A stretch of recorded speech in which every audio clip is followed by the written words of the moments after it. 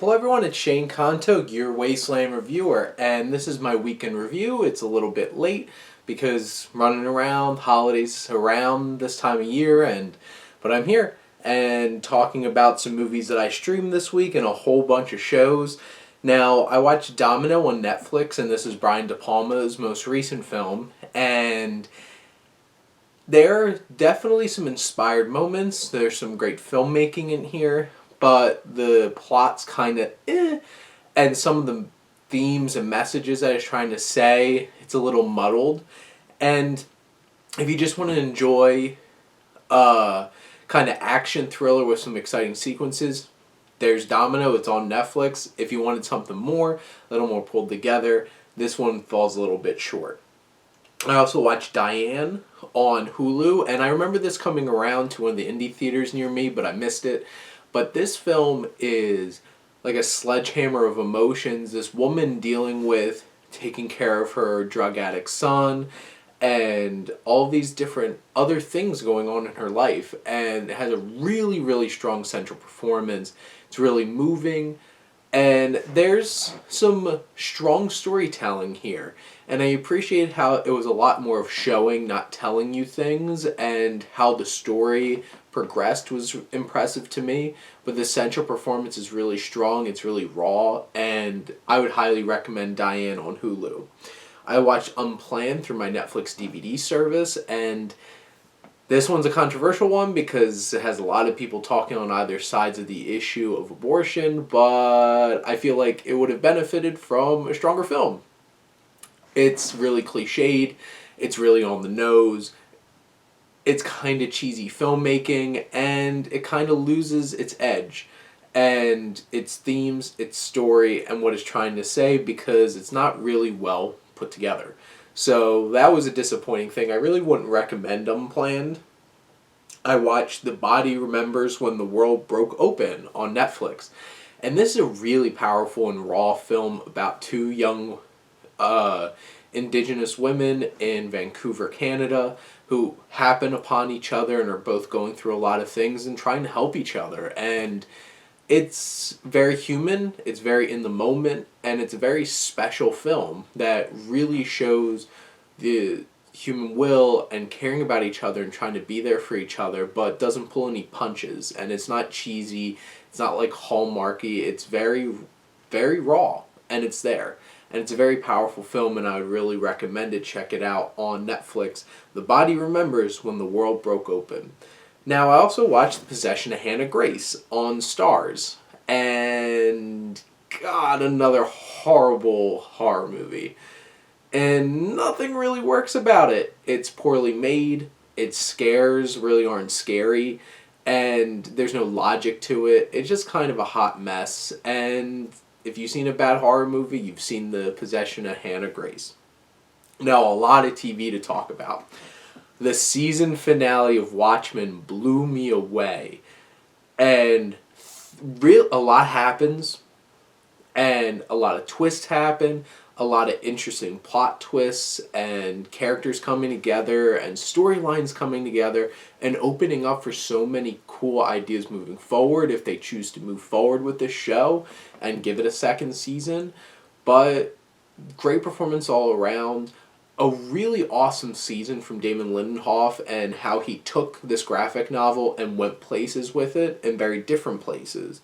Got to watch the most recent episode of his Dark Materials, which I'm so close to the end of this season. I'm going to give it a try, but still, for some reason, this one just really isn't clicking for me, which is interesting because I just gave up on Truth Be Told on Apple TV because I was not interested at all. This still has cool ideas, and I really want this to work for me, so I'm going to keep giving it a try. I watched the first season of Jack Ryan on Amazon, and John Krasinski's great. It has some interesting ideas. It has great tension. It has a strong story. And I'm interested to see where the second season goes. I really like Jack Ryan as a character. He also loves baseball, so that's pretty cool. I watched the first season of Jackie Chan Adventures because it's a whole lot of fun, and I'm enjoying doing some nostalgia watching. And the action's fun. I idea is inventive with all the talismans building up to fighting giant dragon monster at the end of the first season, which is so cool. And Jackie's a lot of fun, Jade, Uncle, and great voice cast, great, just a lot of fun, honestly, and I really enjoy it. Another Linda-centric episode of Bob's Burgers, and even better, Bob getting stuck with Linda's family, and that was hilarious. I love the interactions there, because Bob is such a great straight man. Like, he has his moments where he's weird and usually has to do with turkeys every Thanksgiving episode, but he is such a great straight man to the ridiculous characters in the show, and Linda going off on an adventure with the kids about trying to do these deliveries is hilarious. Most recent episode of Rick and Morty. This show and all the jokes and puns with snake dimensions and snake terminators. What's with this show? And I absolutely love it. Rick and Morty is so funny, and all these ridiculously time loop things. The Mandalorian, the second to last episode of this first season, really brings things together, which is really cool because it was very episodic up to this point, and now you're bringing the story together. The action was high, the tension was high, you're starting to learn a little more about the child, and leaving it open to the big bad of the season, and Giancarlo Esposito gets introduced, and you get this cliffhanger. It's just like, oh man, that season finale this coming Friday. I'm super excited. Also, season finale of The Morning Show. And I feel like I'm satisfied where the show built up to for this season, and this jumping off point at the end of the season. And Jennifer Aniston's definitely one of the strongest parts of the show, and Billy Crudup was great. Both of them were great in this episode. Steve Carell, it's tough to figure out how his character is in the story, but one character really surprised me in performance, Mark Duplass. And there's some interesting twists and turns in this episode, and some dark twists that I didn't see coming. I didn't see the show going that far. Jeff Goldblum talking about bikes and all these cool things about like the history of bikes, different kinds of bikes, and this whole thing where it's like he goes to this place where a whole bunch of people ride bikes all the time, which was really interesting. I got to watch A Christmas Carol on FX, their BBC special from Stephen Knight and Tom Hardy and Ridley Scott were involved because of their involvement in Taboo. Guy Pearce was amazing. Andy Serkis was great. And this was a really creepy, dreading kind of retelling of A Christmas Carol. There's some plot threads that I'm like, did they really need to go there? And like, did this really need to be 3 hours? But I really dug the atmosphere they brought because it was very different. It was a lot darker, and the performances were great. Stephen Graham as Jacob Marley. There's some really creepy moments, and I really appreciated it. And there's some tough moments, and it had a lot to say. Season finale of For All Mankind. Show came to a head, and it was exciting. It was exhilarating. There was some heartbreak, and I feel like it was overall an interesting first season. It could be a little more focused. They're trying to do so many things in the show. The new episode of Servant, really creepy, really introducing this uncle character to the young house sitter. It was really creepy. There's some really weird moments, and I'm like, okay, where's the show gonna go? And it really has me intrigued. Watched a couple of episodes of the first season of Keeping Up with Appearances. My God, Mrs. Bouquet is such a bitch.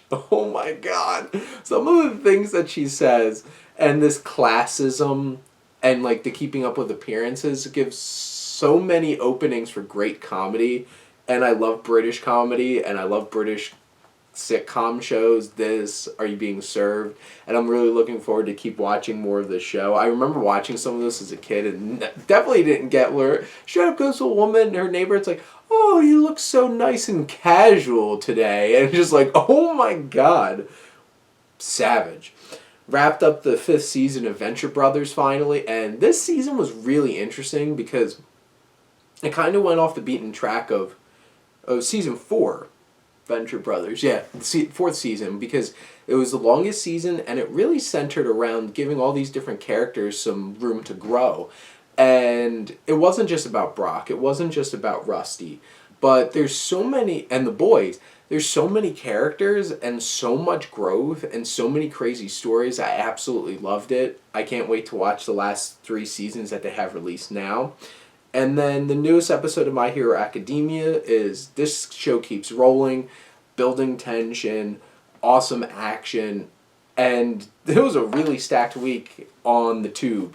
And some movies as well. So comment, let me know what you think about all of these films and TV shows, any recommendations. You want to chat about any of them, leave it in the comments. But thank you as always for supporting your Wasteland Reviewer.